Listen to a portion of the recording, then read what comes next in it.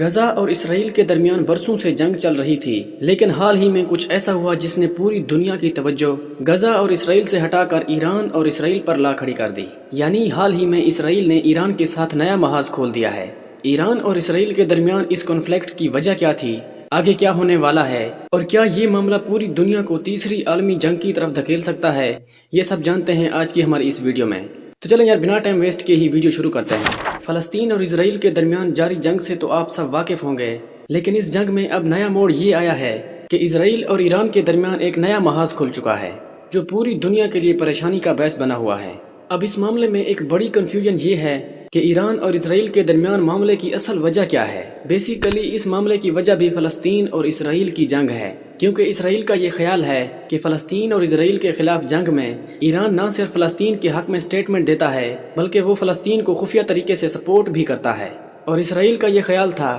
کہ سیریا کے کیپٹل دمشق کے اندر موجود ایرانی سفارت خانے سے حماس مجاہدین کو مکمل سپورٹ ملتی ہے، اس لیے اسرائیل نے 1 اپریل 2024 کو سیریا کے کیپٹل دمشق کے اندر موجود ایرانی سفارت خانے پر حملہ کر دیا۔ اس حملے کے نتیجے میں 7 ایرانی باشندے مارے گئے، جن میں سے ایرانی فوج کے 2 اہم رکن محمد رضا مہدی اور بریگیڈیئر جنرل محمد حاجی بھی مارے گئے۔ بیسیکلی اسرائیل کا ایران پر یہ حملہ غیر قانونی تھا جس کا جواب دینا ایران کا حق تھا، اور اسی وقت ایران کی طرف سے یہ سٹیٹمنٹ بھی سامنے آئی کہ ایران اسرائیل پر جوابی حملہ ضرور کرے گا۔ اور اس معاملے کے ٹھیک 2 ہفتے بعد یعنی 14 اپریل کو رات 12:15 پر ایران نے 170 ڈرون، 30 کروز میزائل اور 110 بلاسٹک میزائل اسرائیل کی سرزمین پر داغ دیے۔ ایران اور اسرائیل کے درمیان تقریباً 1100 کلومیٹر کا فاصلہ ہے، جس کو عبور کرنے کے لیے میزائل کو تقریباً 1 سے 2 گھنٹے کا ٹائم لگنا تھا، جبکہ مارے گئے ڈرون کو اس سے بھی زیادہ ٹائم لگنا تھا۔ یعنی اسرائیل کے پاس بہت زیادہ ٹائم تھا کہ وہ ان کو ناکام بنا سکتا تھا، اور شاید امریکہ اور اسرائیل نے ایسا ہی کیا۔ یعنی اسرائیلی میڈیا کا یہ دعویٰ ہے کہ انہوں نے ایران کی طرف سے بھیجے گئے 99% ڈرونز اور میزائل مار گرائے ہیں،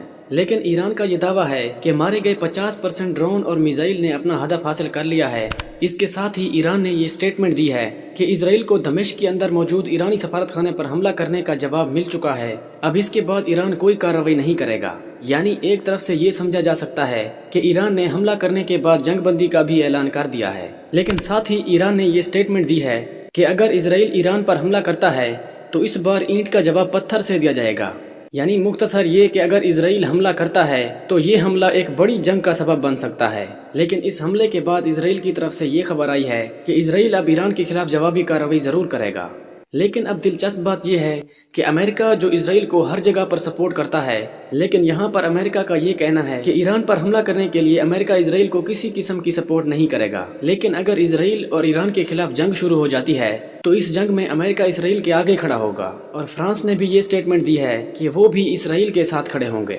جبکہ دوسری طرف رشیا اور چائنا نے یہ سٹیٹمنٹ دی ہے کہ وہ لوگ اس جنگ میں ایران کا ساتھ دیں گے، کیونکہ ان کا خیال ہے کہ دمشق کے اندر ایرانی سفارت خانے پر حملہ کرنا اسرائیل کا ایک غیر قانونی قدم تھا جس کا جواب اس کو مل چکا ہے۔ اب اگر اسرائیل نے حملہ کیا تو وہ اس کا انجام بھگتے گا۔ ابھی تک تو یہ تمام ممالک تھے جنہوں نے خود کو واضح کر دیا ہے کہ وہ کس کی سائیڈ لیں گے، لیکن وہیں کچھ ممالک ایسے بھی ہیں جنہوں نے خود کو نیوٹرل رکھا ہوا ہے، جن میں انڈیا، پاکستان اور سعودی عرب شامل ہیں۔ یعنی انڈیا، پاکستان اور سعودی عرب نے یہ سٹیٹمنٹ دی ہے کہ اسرائیل اور ایران کے درمیان جاری اس کانفلکٹ کی وجہ سے خطے میں امن و امان کی صورت بگڑ سکتی ہے، اسی لیے دونوں فریقین کو تحمل سے کام لینا ہوگا اور خطے میں امن و امان قائم کرنے کے لیے جنگ بندی کا اعلان کرنا ہوگا، کیونکہ جس طرح سے حالات چل رہے ہیں ایسا لگتا ہے کہ تیسری عالمی جنگ کا آغاز ہو جائے گا۔ اور اگر بالفرض تیسری عالمی جنگ کا آغاز ہو جاتا ہے تو یہ نہ صرف اسرائیل اور ایران بلکہ پوری دنیا کو تباہ کر کے رکھ دے گا، کیونکہ اگر جدید ویپنز اور اٹامک بم کے ہوتے ہوئے تیسری عالمی جنگ کا آغاز ہو جاتا ہے